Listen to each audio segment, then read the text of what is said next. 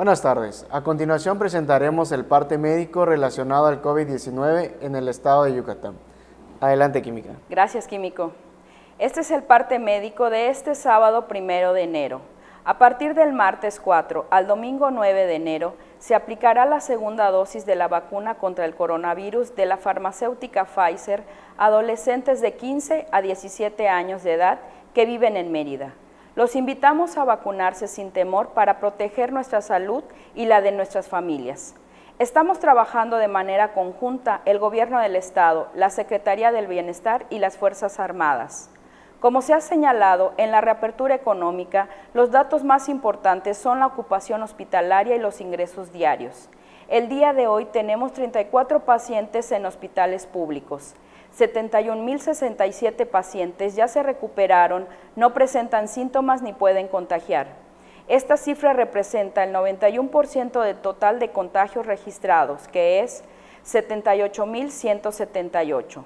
Hoy se detectaron 176 nuevos contagios de coronavirus, 150 en Mérida, 11 en Canacín, 5 en Tixcocop, 1 en Concal, Joctún, Motul, Tizimín y 6 foráneos.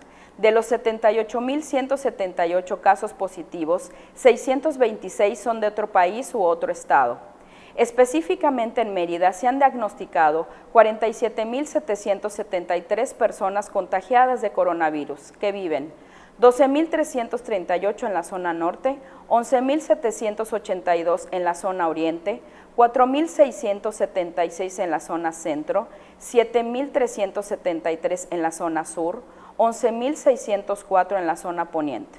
Lamentablemente, en este parte médico informamos de un fallecimiento, una mujer de 69 años, residente de Mérida, sin comorbilidades previas. En total, son 6.488 las personas fallecidas a causa del coronavirus. De los casos activos, 589 están estables, aislados, monitoreados por el personal médico de los servicios de salud de Yucatán.